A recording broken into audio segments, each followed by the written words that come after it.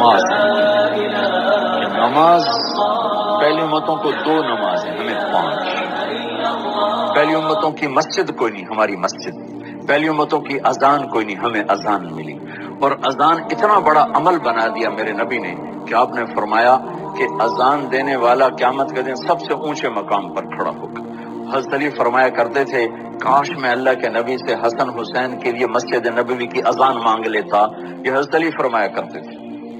اور جنگ قادسیہ میں مؤذن زخمی ہو گیا تو اذان دینے کے شوق میں سردار آپس میں الجھ گئے، کہتا میں دوں گا، کہتا میں دوں گا۔ پھر قرعہ اندازی ہوئی، جس کا نام نکلا اس نے اذان دی۔ حضرت عمر فرمایا کرتے تھے اگر میں امیر المومنین نہ ہوتا، اگر میں خلیفہ وقت نہ ہوتا تو میں مسجد نبوی کا مؤذن بننا پسند کرتا۔ کسی کو اذان نہیں ملی، ہمیں اذان۔ پہلا مؤذن بلال بنا، پہلے مؤذن اللہ نے بلال کو یہ عزت عطا فرمائی۔ دنیا میں یہ ہے اور آخرت میں یہ ہے کہ میرے نبی نے فرمایا کہ جب جنت میں جانے کا وقت آئے گا نا تو جنت کی میرے لیے سواری لائی جائے گی، میں اس سواری پہ بیٹھوں گا تو اس کی جو وہ رسی ہوگی نا وہ ایسے نیچے گر جائے گی، نیچے گرے گی۔ اس رسی کے یعنی اس کی جو لگام ہوتی ہے نا وہ نیچے گرنے کا مطلب ہے یہ ایسے نیچے گرے گی۔ اب نیچے گرنے کا مطلب ہے کہ اس کی ڈرائیونگ میرے نبی نے نہیں کرنی، کوئی آنے والا ہے، کوئی ڈرائیور آنے والا ہے جو رسی پکڑ کے چلے گا، کوئی کوچ بنانے والا ہے جو اس کو پکڑ کے چلے گا۔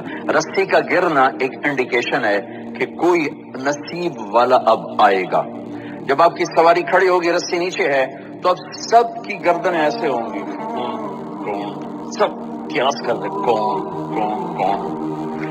اللہ کی طرف سے اعلان ہوگا بلال کو بلایا جائے، بلال بلال۔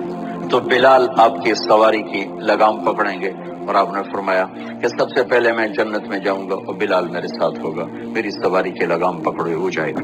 تو ہمیں اذان ملی، کسی امت کو اذان نہیں ملی۔ ہمیں 5 نمازیں ملی، کسی امت کو نمازیں نہیں۔ 2 نمازیں، ایک فجر کی 2 رکعت، عصر کی 2 رکعت۔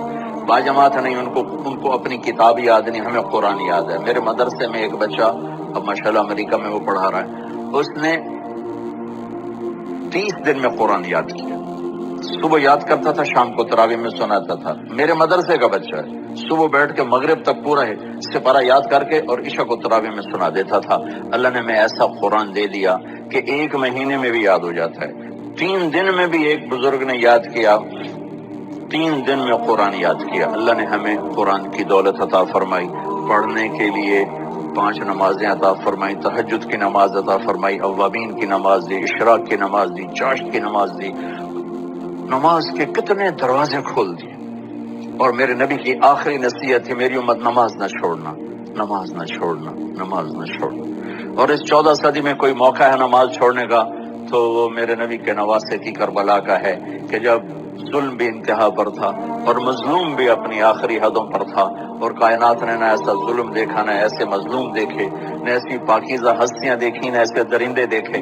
تو سورج ڈھلا، نماز کا وقت ہوا ہے تو آپ نے سبحان اللہ، آپ نے زہیر سے فرمایا کہ شمر سے کہو نماز پڑھنے دے، نماز پڑھنی ہے، امت کو پیغام دینا ہے کہ یہ کسی حال میں چھوڑنے کا کام نہیں ہے۔ تو انہوں نے آگے بڑھ کے شمر سے کہا نماز پڑھنے دو، انہوں نے کہا نہیں نماز نہیں پڑھنے دیں، ہماری تلوار چلے گی۔ انہوں نے واپس آ کر کہا جی وہ کہہ رہے ہیں ہم جنگ نہیں روکیں گے، تلوار چلے گی۔ تو پھر یہ نہیں فرمایا اچھا چلو ٹھیک ہے سر دے ہو، فرمایا اچھا آدھے نماز پڑھو آدھے جنگ کرو۔ آدھوں نے نماز پڑھی، آدھوں نے جنگ کی۔ پھر انہوں نے جنگ کی اور پہلوں نے نماز پڑھی، اور عصر سے پہلے سب کے سر کٹ کے نیزوں پہ چڑھ گئے۔ یہ وہ ہستیاں ہیں جن کو میرے نبی نے کہا میری آنکھوں کی ٹھنڈک حسن حسین، میرے جگر کے ٹکڑے، میرے جنت کے پھول، پتہ نہیں کیا کیا تشبیہات دی ہیں میرے نبی نے۔ اب جنت کے نوجوانوں کے سردار حسن اور حسین، اور پھر نماز نہیں چھوڑی۔ ان کو جنت کی بشارت تو ماں کے دودھ پیتے مل گئی تھی، کربلا کی وجہ سے نہیں ملی سرداری ان کو، وہ تو ان کے سر کا صحرا ہے الگ۔ ان کو سرداری جنت کے ملی ماں کا دودھ پیتے ہوئے کہ جنت کے نوجوانوں کے سردار ہیں حسن اور حسین۔ نماز نہیں چھوڑی میرے عزیزو، نماز نہیں چھوڑی۔ اللہ کا شکر ہے میں آپ بچوں کو دیکھ کے مجھے اپنا کالج کا دور یاد آ رہا ہے۔ ہمارے دور میں ایک نعیم الدین صاحب گورنمنٹ کالج لاہور میں تبلیغ کا کام کرتے تھے، اور وہ اکیلے ہی نماز پڑھتے تھے، کوئی نمازی نہیں ہوتا تھا، اور کسی لڑکے کی داڑھی نہیں تھی، کسی لڑکے سوا سے ایک نعیم الدین کی۔ اب ہر کالج میں جائے داڑھیوں والے بچے نظر آتے ہیں، ٹوپیوں والے بچے نظر آتے ہیں، کوئی لڑکی کے سر پہ دوپٹہ نہیں ہوتا تھا، کوئی ایجوکیشن تھی۔ اب لمز جیسی یونیورسٹی میں بھی لڑکیاں پورے برقعے میں ہوتی ہیں، حجاب میں ہوتی ہیں، نقاب میں ہوتی ہیں۔ جہاں برائی کا گراف اوپر گیا تو نیکی کا بھی اوپر گیا، جہاں برائی کا لیول اگر بڑھا ہے تو نیکی کا لیول بھی بڑا ہے۔ اتنا بڑا میری نسل کا مجمع اللہ کی بات سن رہا ہے، یہ اس دور میں کوئی تصور نہیں کر سکتا تھا۔